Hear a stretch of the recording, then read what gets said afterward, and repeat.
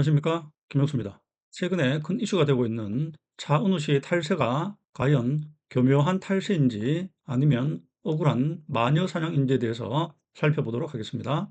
우선 국세청에서는 차은우 씨가 소속돼 있는 기획사인 판타지오가 차은우 씨의 가족이 만든 회사와 용역 계약을 체결했고요.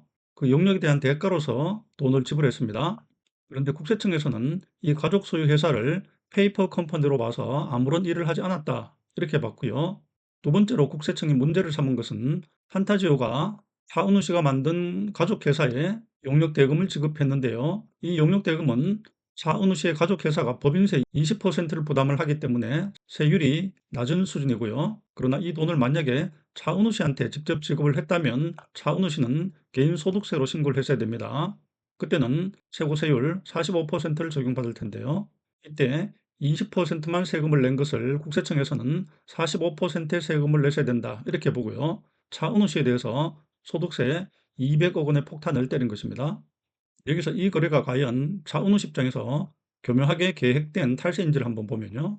판타지오가 차은우 씨의 가족회사에 지급한 금액은 법인 단계에서만 본다면 법인세 세율 20%와 소득세 차이가 있어서 마치 세금이 절약되는 것으로 보이지만, 이 지급받은 금액을 계속해서 회사에 남겨놓을 수는 없고요. 언젠가는 차은우 씨가 급여를 받든 아니면 배당을 받든 지급을 받아야 됩니다. 급여나 배당을 받게 되면 결국 소득세 85%를 부담을 하게 된다는 것입니다.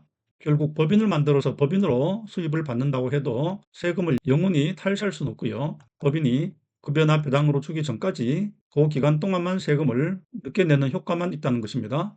과연 이것이 교묘하게 계획된 탈세인지는 의문이 생기는 부분입니다.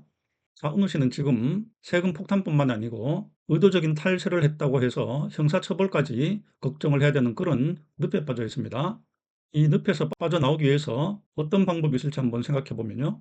첫 번째로는 차은우 씨는 교묘하고 의도적인 탈세였다, 이렇게 공격을 받고 있는데요.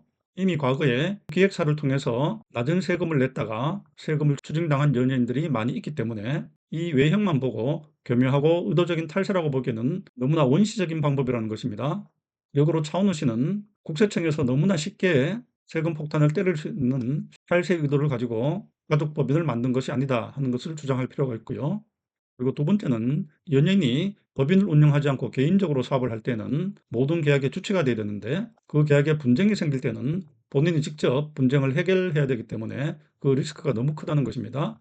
그래서 계약 주체를 본인이 아닌 법인을 만들어서 그 리스크에 대응할 필요가 있기 때문에 법인의 필요성이 있다 하는 것을 입증을 해야 되겠고요.